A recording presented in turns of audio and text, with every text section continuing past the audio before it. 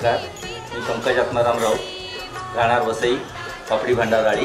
भगवान शंकर आणि माता पार्वती कैलास पर्वतावरती राहत होते आणि एक दिवस असंच भगवान शंकर कुठेतरी बाहेर निघून गेल्यानंतर फिरायला गेले असताना माता पार्वतीला आंघोळीला जायचं होतं, म्हणून ते आंघोळीला जाताना दरवाजावरती कोणीतरी रक्षक पाहिजे म्हणून तिने तो मातीचा एक पुतळा बनवला आणि त्याला तिच्या शक्तीने त्याच्यामध्ये तिने जीव निर्माण केला आणि त्या बालकाला तिथे दरवाजावरती उभं केलं आणि आंघोळीला जाताना तिने त्याला सांगितलं की कोणीही आलं तरी आतमध्ये सोडू नकोस।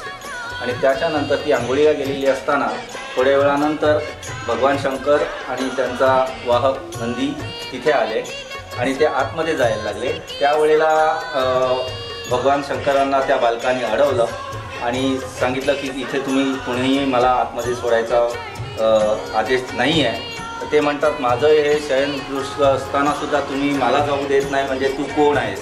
एक साधारण बालक तू मला कसा अडवू शकतोस?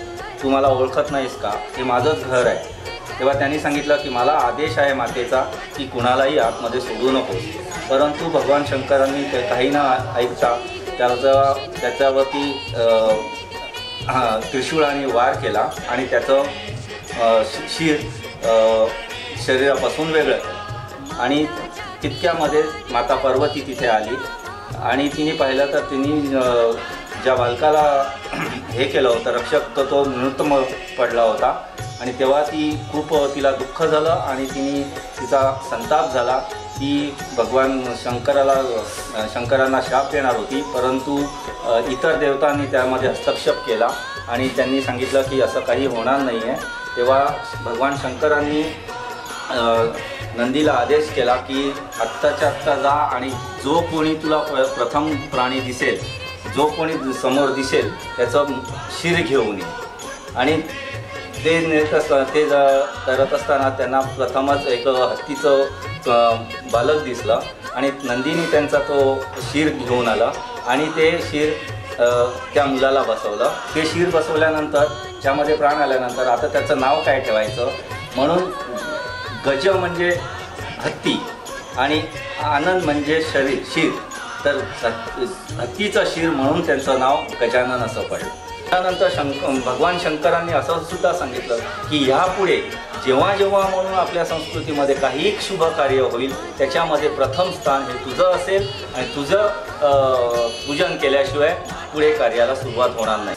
सर्व भाविकांना या गणेश चतुर्थीच्या आणि गौरी आगमनाच्या शुभेच्छा। हा गणपतीचा सण तुम्हाला सर्वांना सुख समाधानाचा जाओ, आनंदाचा जाओ ही माझ्याकडून प्रार्थना। सुख करता दुःख हरता वार्ता विघ्नाची, नुरवी पूर्वी प्रेम कृपा जयाची, सर्वांगी सुंदर उटिशेंदुराची, कंठी झळके माळ मुक्ता फळाची। जय देव जय देव जय देव जय देव जय मंगल मूर्ती, दर्शन मात्रे मन कामना पूर्ती। जय देव जय देव जय देव जय देव जय मंगल मूर्ती, दर्शन मात्रे मन कामना पूर्ती। जय देव जय देव। रत्न खचित भरा तुझ गौरी कुमरा, चंदनाची उटी कुंकुम केशरा, हिरे जडित मुकुट शोभतो बरा, ऋणझुणती नूपुरे चरणी घागरिया। जय देव जय देव जय देव जय देव जय मंगल मूर्ती, दर्शन मात्रे मन कामना पूर्ती। जय देव जय देव जय देव जय देव जय मंगल मूर्ती, दर्शन मात्रे मन कामना पूर्ती। जय देव जय देव। लंबोदर पीतांबर फणिवर वंदना, सरळ सोंड वक्रतुंड त्रिनयना, दास रामाचा वाट पाहे सदना, संकटी पावावे निर्वाणी रक्षावे सुरवर वंदना। जय देव जय देव जय देव जय देव जय मंगल मूर्ती, दर्शन मात्रे मन कामना पूर्ती। जय देव जय देव जय जय देव जय मंगल मूर्ती, दर्शन मात्रे मन कामना पूर्ती। जय देव जय देव जय देव जय देव जय मंगल मूर्ती, दर्शन मात्रे